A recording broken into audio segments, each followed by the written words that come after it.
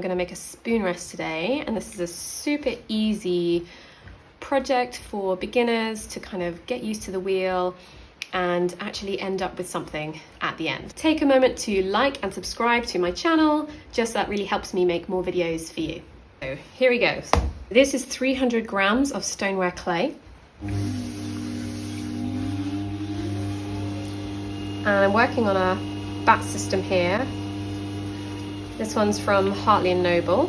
Just makes it super easy to get your work off the wheel when you're finished. I'm going to cone the clay up and then back down. This helps center the clay and also gets rid of any air bubbles that might be in there.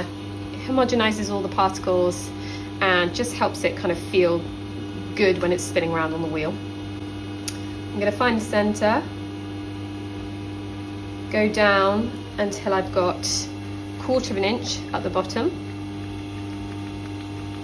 open it out a little bit. You can check the depth of your base by, if you take a skinny needle tool like this one, you can push it down through the clay, straight down. Push your finger down to where it meets the clay, lift it up, and this is how much clay you have in your base. It's a neat little trick. So now I'm going to open out my clay.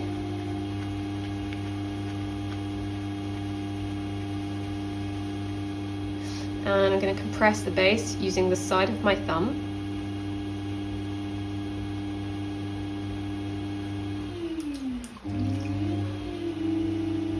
This just means that you're less likely to get S-cracks and you get rid of any kind of like nail marks or unevenness where you're just pulling back the clay when opening out. Now I'm gonna do my first pull, so I'm gonna lift the walls using a pinching motion, so using my thumb and my middle finger, and I'm using my sponge just to trickle water over the point at which my fingers touch the clay, just so that I don't get any friction. And what I'm aiming for is kind of like a short squat cylinder.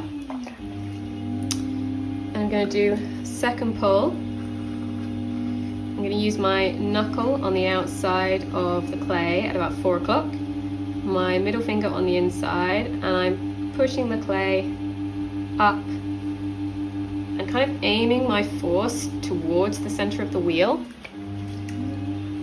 because the centrifugal force of the wheel is automatically pushing your clay outwards, and I want my walls to be going up at this stage. So I'm just going to do one more pull until I have about 2 inches of height, I guess. And I want my rim here to be relatively thick, because as I'm going to pull it out into the spoon rest, that's going to thin it out naturally. So now I'm going to open out my spoon rest. So I'm just going to make sure that I've got no friction, make my hands wet with slip, and then I'm going to just use my index finger, just pull back that rim halfway down. So I'm folding the clay kind of halfway down.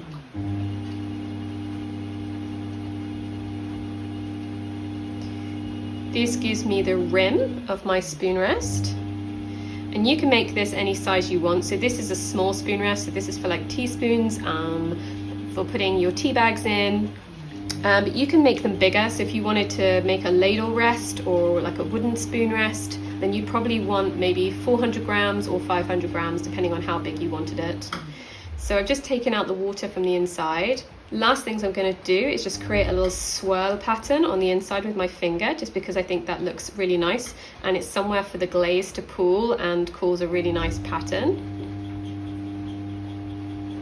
There we go, there's my swirl. And then finally what I'm going to do is just use my finger, index finger and thumb of my left hand, and I'm just going to do a little, I'm just going to turn the wheel so you can kind of see what I'm doing. Just going to give it a little lip, make sure I don't have any friction. And this is the point where your spoon, the handle of your spoon will go. It's going to tidy up that edge there. So if you can see that in the camera. And I'm going to get rid of any additional water with my sponge, using a leaf knife tool. I'm just going to make a kind of channel for my wire to go. Although these Heartly Noble bats, they don't really need you to wire it off, because when the pottery is dry or leather hard, it will pop right off the bat anyway. But that just kind of like tidies up around that bottom edge there, means I don't have to do it later on. Just be really careful that you don't nick the lip, which I might have actually done there with your tool. You could actually do that before you've bent the rim down if you want.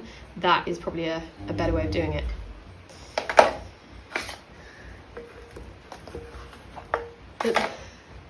There we go. That is how to make a pottery spoon rest, and a really easy, simple project that a beginner can do and practice on the wheel and actually end up with something at the end.